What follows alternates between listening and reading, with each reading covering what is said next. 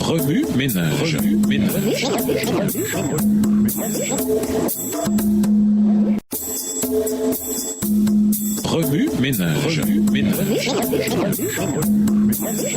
Bienvenue dans votre émission. Revue Ménage. Nous voilà à la leçon de dimanche. Intérioriser. La parole est vérité. Winston Churchill a dit la vérité était contestable. La malveillance peut l'attaquer, l'ignorance peut s'en moquer, mais à la fin, elle demeure. Memoirs of the Second World War. Mémoire sur la Seconde Guerre mondiale. Ces dernières années, la vérité est devenue un terme plutôt relatif. Tu as ta vérité et moi la mienne est une affirmation par laquelle certains vivent, mais qui, au fond, est totalement illogique parce que la vérité d'une personne contredit souvent et directement celle d'une autre. Comment deux affirmations contradictoires peuvent-elles être toutes deux justes alors que la vérité dans son fondement même est objective, universelle et absolue? Malheureusement, les êtres humains n'ont pas accès à un document ou à une base de données qui contiendrait toutes les affirmations vraies ayant jamais existé. En raison de cette lacune, nous avons dû et voulu rassembler la vérité par nous-mêmes. Ce désir a conduit au développement de différentes ressources telles que les encyclopédies, les revues scientifiques, les journaux, les moteurs de recherche et l'intelligence artificielle afin de fournir une base commune pour ce qui peut être largement accepté comme étant vrai.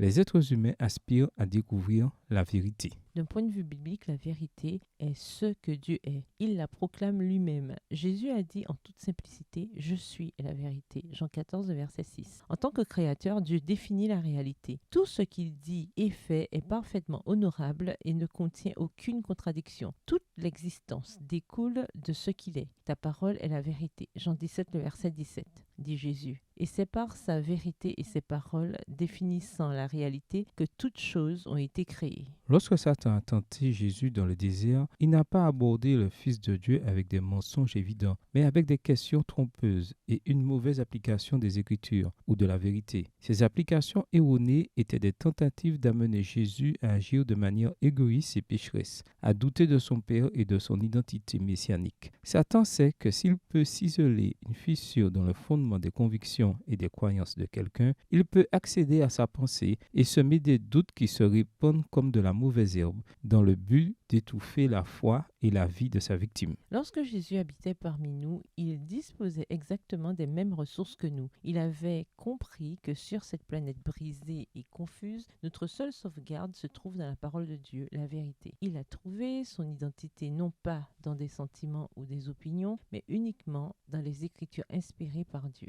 Jésus a répondu à toutes les attaques trompeuses de Satan par un clair « il est écrit ». Au cours de sa vie ici-bas, le Christ a exemplifié le verset 11 du psaume 119, dans la version Louis II. « Je serre ta parole dans mon cœur afin de ne pas pécher contre toi. » Au cours de notre vie, nous sommes constamment bombardés d'opinions, d'affirmations et de revendications concernant la vérité. Satan travaille d'arrache-pied pour tromper tout le monde avec ses mensonges, ses demi-vérités et ses mauvaises applications de la vérité. Il ne se propose pas seulement de vous inciter à pécher, mais aussi de vous rendre confus au sujet de la vérité et de vous empêcher de la partager avec vos semblables. Sachant que la vérité vous rendra libre, Jean 8, verset 32, l'ennemi essaie de vous maintenir dans l'esclavage de ses mensonges. Il est donc extrêmement important de bâtir notre vie sur la vraie parole de Dieu, le seul fondement solide. Combien il est crucial d'éprouver toutes choses par la Bible, d'être non seulement familier avec les Écritures, mais aussi d'être imprégné d'elles. Si nous le faisons, nous disposerons d'un puissant point de référence sur lequel fonder nos décisions, ainsi que d'une protection lorsque la confusion, la tentation et le mensonge surgiront à nos portes. Dès qu'il m'arrivait une parole de toi, je la dévorais. Elle causait ma joie et me mettait le cœur en fête, car je te suis consacré, Seigneur, Dieu de l'univers. Jérémie 15, verset 16. Remue-ménage. Revenez à votre texte écrit et étudiez le passage. Encerclez les mots, expressions ou idées répétées. Soulignez les mots ou expressions qui sont importants et qui signifient quelque chose pour vous. Reliez par une flèche les mots, expressions aux autres mots, expressions associées au connect. Quels éclairages particuliers vos notes semblent-elles indiquer dans l'ensemble? Mémorisez votre verset préféré tiré de Matthieu 4, les versets 1 à 10. Écrivez-le plusieurs fois pour vous le rappeler plus facilement. À quand remonte la dernière fois où vous avez intériorisé et mémorisé les Écritures? Quelle différence y a-t-il entre connaître des déclarations véridiques telles que les Écritures et connaître la vérité Jésus? Au revoir. Et à demain si Dieu veut.